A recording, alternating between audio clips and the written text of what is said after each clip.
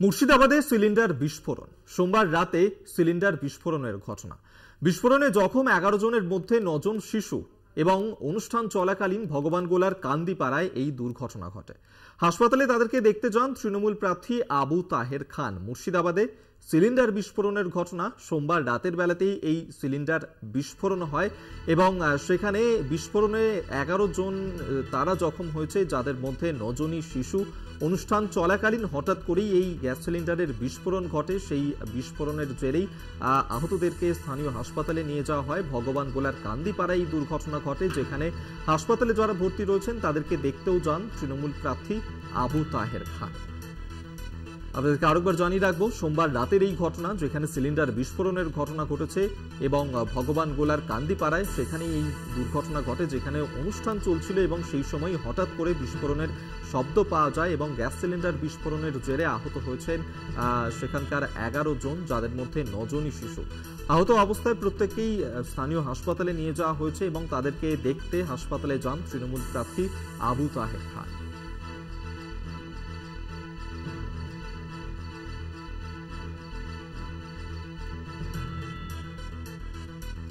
আমরা এই নিয়ে আরো বিস্তারিত জানবো। কল্যাণ চন্দ্র আমাদের সঙ্গে এই মুহূর্তে টেলিফোনে রয়েছেন প্রতিনিধি। কল্যাণ, কি জানা যাচ্ছে, কিভাবে ঘটলো এই দুর্ঘটনা? দেখো অভিক, সেটা হচ্ছে গতকাল সন্ধ্যায় ভগবানগোলার একটি গ্রামে একটি অনুষ্ঠান ছিল, একটি ধর্মীয় অনুষ্ঠান ছিল।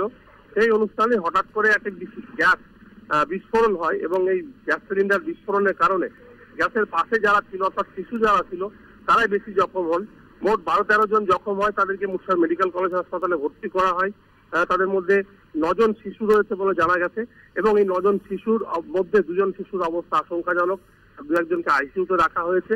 তবে ঘটনার খবর পেয়ে আজকে সকালে আবু তাহের খান, যিনি মুর্শিদাবাদ লোকসভার তৃণমূল প্রার্থী, তিনি এসেছিলেন এবং পরিবারের পাশে দাঁড়ান।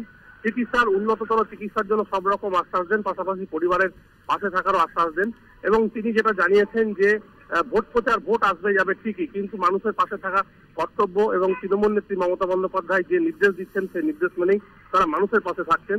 উল্টো দিকে গতকাল রাত্রেবেলা বহরমপুর পৌরসভার চেয়ারম্যান নারুগোপাল মুখোপাধ্যায় এসেছিলেন এবং তাদের দেখভাল করেন, কর্তৃপক্ষের সঙ্গে কথা বলেন, যার ফলে শিশুদের শারীরিক অবস্থা দ্রুত উন্নত হচ্ছে বলে চিকিৎসকরা জানিয়েছেন। তবে যে 2 জন শিশুর অবস্থা আশঙ্কাজনক, তাদের 60 থেকে 70% বার্ন হয়েছে। হঠাৎ করে এইভাবে বিস্ফোরণ কেন ঘটলো গ্যাসে, তা তদন্ত শুরু করেছে ভগবানগোলা থানার পুলিশ। তবে যে ঘটনা ঘটেছে সেই ঘটনায় কিন্তু এলাকার মানুষ আতঙ্কিত, কারণ গ্যাস সিলিন্ডার প্রত্যেক বাড়িতেই থাকে এবং রান্নার সময় হঠাৎ করে গ্যাস সিলিন্ডার কিভাবে বিস্ফোরণ হলো সেই বিষয়টা এখনো পর্যন্ত স্পষ্ট হয়নি। অভিক, ধন্যবাদ তোমায়। কল্যাণ চন্দ্র টেলিফোনে ছিলেন প্রতিনিধি।